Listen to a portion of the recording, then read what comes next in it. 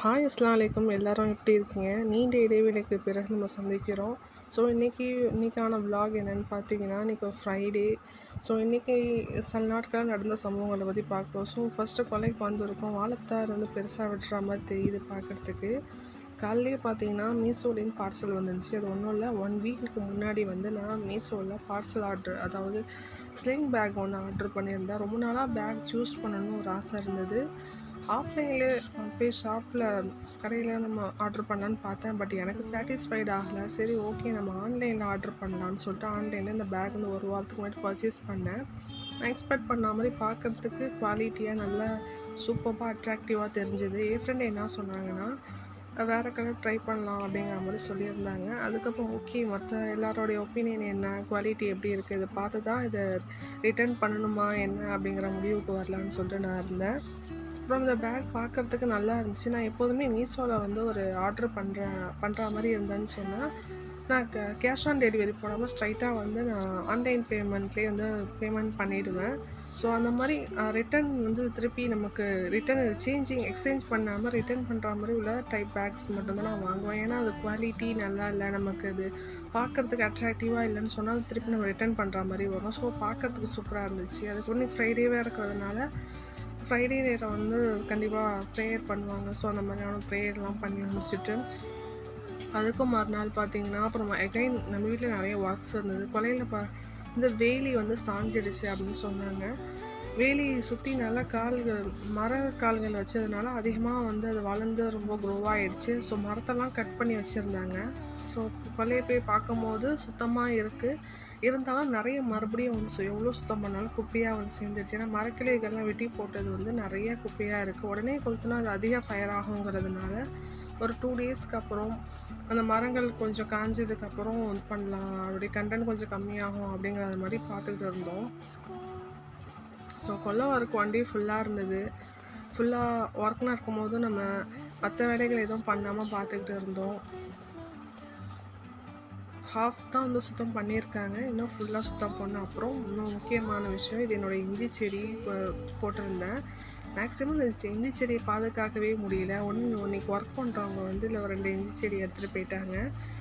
இன்னொன்று சின்னதாக இன்னொரு 2 இஞ்சி செடி வளர்ந்துக்கிட்டு இருக்குது. இதை வந்து கோழிங்க வந்து கிளறி சுத்தமாக அதை ஸ்பாயில் பண்ணிட்டு போயிட்டே இருக்குதுங்க.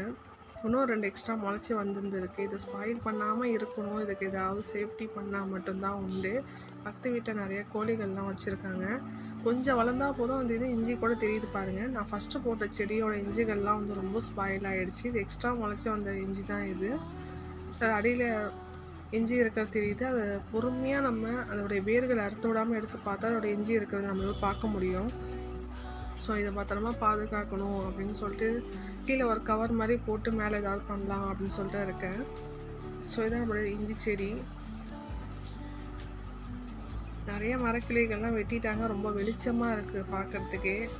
இப்போ ரொம்ப நாள் சரி நம்ம அப்படியே பார்க்கும்போது அடுத்து கொஞ்சம் தார் வந்து கீழே கொஞ்சம் இறங்கி வந்துருக்கு, கொஞ்சம் பெருசாக இருக்குது, பார்க்குறதுக்கு அழகாக இருக்குது. ரொம்ப நாள் சென்று ஒரு பெரிய தார் விட போகுதுங்க.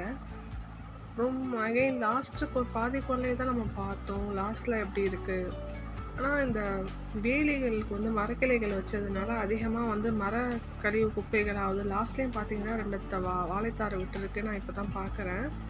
இதுக்கு பதிலாக தூண் போட்டுடலாம் அப்படிங்கிறாங்க. வேலிக்கு தூண் போடலாம், அந்த இதெல்லாம் வைக்க வேணாம் அப்படிங்கிற மாதிரி வீட்டில் பிளானிங் பண்ணிகிட்டு இருந்தாங்க. அதுக்கு மறுநாள் சபூர் கழிப்புனா ரொட்டி சுடுறதுன்னு சொல்லுவாங்க. ஸோ அதுக்காக ரொட்டி ப்ரிப்பரேஷன் வீட்டில் பண்ணியிருந்தாங்க. ஒரு 5 ரொட்டி போல் வீட்டில் பண்ணியிருந்தோம். ஸோ அதோடைய வீடியோ தான் இது. அப்போலாம் அந்த ரொட்டிங்கிறது ரொம்ப ஃபேமஸாக இருக்கும். இது டேஸ்ட் பண்ணி இது சாப்பிட்றவங்களுக்கு தான் இதை பற்றி தெரியும். ரொம்ப டேஸ்ட்டாக தான் பண்ணுவாங்க. இப்போ அதிகமாக யாரும் யூஸ் பண்ணுறதில்ல. பட் இது முன்னாடி செஞ்ச பழக்கத்தில் வந்து எங்கள் வீட்டில் எங்கள் அம்மா வந்து இதெல்லாம் பண்ணுவாங்க. ஸோ நானும் இதை ஜஸ்ட் எங்களுக்கு ஒரு ரொட்டி இதை பாதி துண்டுகள் எடுத்துக்கிட்டோம். பாக்கி 3 வந்து நாங்கள் வெளியே வந்து கொடுத்துட்டோம். ஸோ ரொட்டி சுட்டுட்டு இருக்கும் போதான வீடியோ இதை நம்ம எடுத்தோம். இப்படி ஃபங்க்ஷனுக்கு போகிறது அப்படின்னு நிறைய ஒர்க்கு இருக்குது. ஃபங்க்ஷனுக்கு போகிற மாதிரி ஒர்க்குமே அகைன் மறுபடியும் பார்க்கும்போது தார் இன்னும் பெருசாக இருக்குது. அன்றைக்கி நம்ம பார்த்ததோட இது வீடியோவை பாருங்கள், முதல்ல இருந்ததோட இப்போ எவ்வளோ பெரிய தாராக வளர்ந்துருக்குன்னு. ரொம்ப நாள் இப்போ ரொம்ப பெரிய தாராக விட்டுருக்குன்னு நினைக்கிறேன். ரொம்ப அழகாக இருக்குது. இன்னும் பெருசாக அது வாழ்ந்துச்சுன்னு சொன்னால் இது இன்னும் ரொம்ப லாங்காக இருக்கும்னு நினைக்கிறேன். இப்போ தான் வந்து தார் விட்டுருக்கு, பட் நல்லா இருக்குது பார்க்குறதுக்கு. அப்புறம் மறுநாள் பார்த்தீங்கன்னா கிளீனூரில் ஒரு மேரேஜ் ஃபங்க்ஷன் இருக்குது. ஸோ அந்த ஃபங்க்ஷனுக்காக நம்ம வந்து போயிருந்தோம். ரிலேட்டிவோட ஃபங்க்ஷனாக இருந்தால் நம்ம கண்டிப்பாக எவ்வளோ தூரமாக இருந்தாலும் போய் ஆகணும். ஸோ அந்த மாதிரி இந்த ஃபங்க்ஷனுக்காக நம்ம வந்து போயிருந்தோம். ஸோ இதான் அந்த வீடியோவில் வந்து ஒரு 4-5 டேஸ் 6 டேஸ்க்குள்ளே என்னென்ன நடந்துச்சோ அந்த வீடியோஸ் ஃபுல்லாகவே வந்து இதில் வந்து அப்லோட் பண்ணியிருக்கோம். ஸோ நம்ம சேனலுக்கு பிடிச்சிருந்தா மறக்காமல் சப்ஸ்கிரைப் பண்ணுங்கள். தேங்க்ஸ் ஃபார் வாட்சிங்.